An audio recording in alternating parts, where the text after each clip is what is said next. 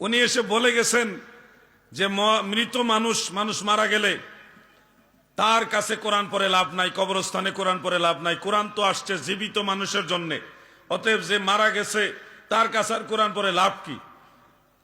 কথাটা এইভাবে লজিক দিয়ে বলল, মৃত মানুষের কাছে কোরআন পড়ার কোনো দরকার নাই। আপনারাও প্রাথমিকভাবে চিন্তা করে দেখবেন, আসলেই তো মানুষ মরে গেছে, তার কাছে কোরআন পড়লে সে তো আর শুনবে না, সে তো মারাই গেছে।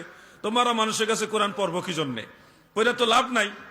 আপনারা চিন্তা করবেন, এটা কোরআন হাদিস না, কিন্তু কিতাবুল আন্দাজ চলতেছে।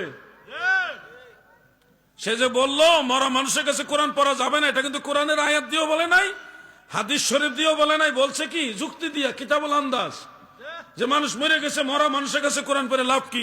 কোরআন তো আসছে জীবিত মানুষের জন্য, মরা মানুষের কাছে কোরআন পড়বে কেন? আরে বোকা, কোরআন কি সবটুকু মানুষের শুধু শোনার জন্য আসছে?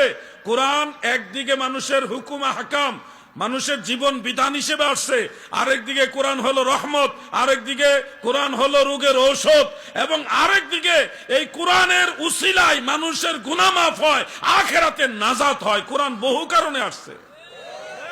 তুমি একটা যুক্তি দেখাইলা যে মরা মানুষের কাছে কোরআন পড়ে লাভ নাই। মরা মানুষের কাছে কোরআন পড়ে কি মানুষ শোনাইবার জন্যে?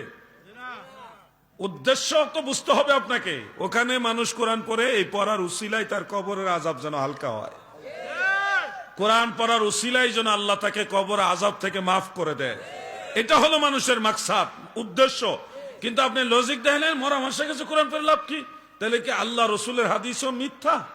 প্রিয় নবীজি বলেছেন, হযরত মাকাল ইবনে ইয়াসার রাদিয়াল্লাহু আনহু থেকে বর্ণিত, আবু দাউদ শরীফের হাদিস, সুনান ইবনে মাজাহ শরীফের হাদিস, আল্লাহর নবী বলতেছেন, ইকরাউ সূরাতা ইয়াসিন ইনদা মাউতাকুম, তোমরা তোমাদের মৃতদের কাছে সূরা ইয়াসিন তেলাওয়াত করো।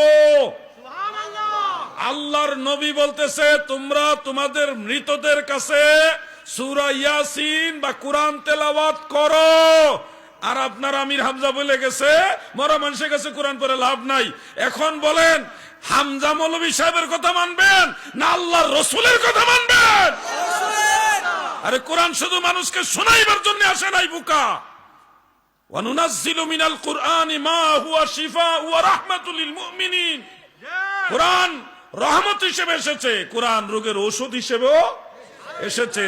আপনি কোরআনের এমন অনেক আয়াত আছে যেগুলি পড়ে মুখে ফু দিলে মুখের জড়তা দূর হয়ে যাবে। এমন আয়াত আছে যেগুলি পরে মাথায় ফু দিলে জিনের আসর থাকলে ওই জিনের আসর দূর হয়ে যাবে। অনেক রোগ বেমার ভালো হয়ে যায়। সূরা ফাতিহা পরে ফু দিলে মানুষের শারীরিক অসুস্থতা দূর হয়ে যায়।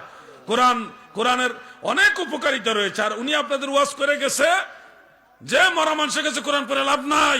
আরে বোকা, তোমার লাভ আছে না নাই তা তুমি জানো, আমরা জানি আমাদের লাভ আছে। যে পড়বে তারও লাভ, যার জন্য পড়বে তারও লাভ।